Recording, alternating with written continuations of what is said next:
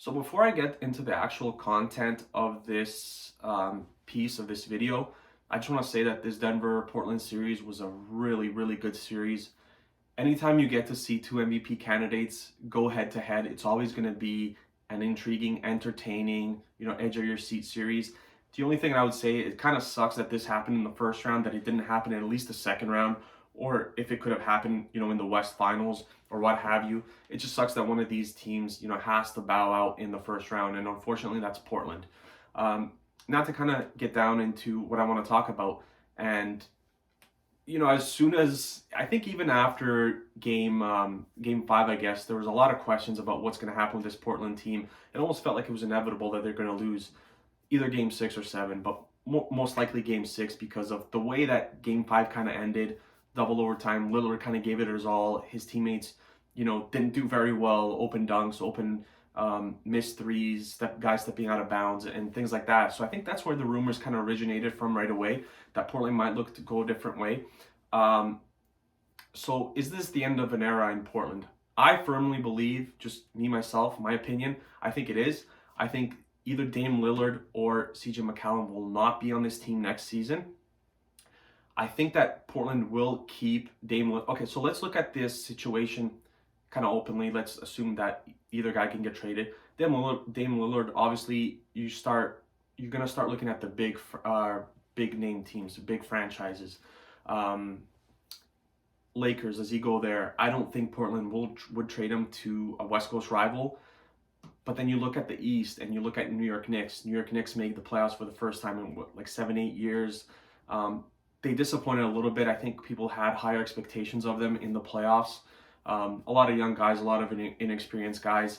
But you could also say the same thing about Atlanta. I think the big stage, MSG for Lillard, is godsend. I think that's exactly what he needs if he does get traded. New York would make a lot of sense. Like I said, LA is an interesting destination. Does Miami, throw their name in the hat? And I think they were big on Tyler Hero. I don't know if that's the case anymore. I'm sure that they would be willing to part ways with Tyler Hero if they can get a guy like Damian Lillard, one of the best players in the game, on their team, and you could pair him up with a guy like Butler as well as Bam Adebayo. I think that's a really good big three going forward, even though Butler is getting a little bit older. But I really like the makeup of that team if that does happen, because now you've surrounded Damian Lillard with shooters, or at least, sorry, defenders, not shooters, in Butler and Bam Adebayo. And Duncan Robinson obviously wouldn't be on the team because he's a free agent anyways. But then I start looking at CJ McCollum, and I think the more likely option is that CJ McCollum does get traded. Again, I don't know if Portland would trade CJ to a West Coast team. The one team that I would look at in the West Coast who could use a guy like CJ McCollum, Dallas kind of jumps out for me right away, just because you're looking to surround Luka with as many shooters as possible. And in the playoffs, they've had a tough time, making shots, and it's been pretty much the Luka show in the Clippers series, which is crazy that they're up even 3-2. With Luka's injury and all that stuff, and they could finish it off tonight.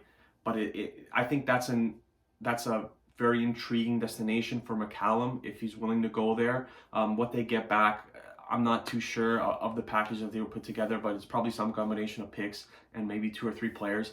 The one team in the East that I would actually look at, and I know there's been a lot of disgruntled players, and I think at the end of the season some guys came out, is actually Indiana, because they have a guy like Malcolm Brogdon who can come to Portland. He's a great two-way guard. He can guard, he can hit shots, provide backup for Dame Lillard. He could be a primary ball handler. He could play off the ball. Dame Lillard could be the primary handler of the ball. So something like a McCollum and let's just say McCollum for Brogdon and Jeremy Lamb or something, just to make you have a guy like McDermott who actually had a solid season this year. You could throw him in there as well. But I think that's an interesting trade, because we've heard some rumblings that some of the Indiana players aren't exactly sold on their current coach and that he could be fired at the end of the season. So to kind of cap it off, I think that this is the end of like the Portland that we've seen with CJ McCollum and Dame Lillard. I think this is as far as they can really go, with 2 really small guards in the backcourt who aren't very good at guarding. And like I said, I'm a firm believer in the fact that you need at least one of your either your shooting guard or your point guard who is a good to a great defender. And as of right now, Portland doesn't have that, and they don't even have that kind of coming off the bench. You got Simon's coming off the bench, but he's not exactly a great guard. He can leap out the gym, he can shoot threes, but he's not a two-way guard, which I think Malcolm Brogdon really does fit into that system. So that'll be interesting. And that's just one team off the top of my head that I kind of haven't going to. I know Minnesota was kind of thrown out there as well. I think Minnesota just has way too many guards to take another guard in CJ McCollum. So they have Malik Beasley, they have Anthony Edwards, they have D'Angelo Russell, they have Okogie. If you look at him as a guard, I think he's more of a small forward, but they have him as well.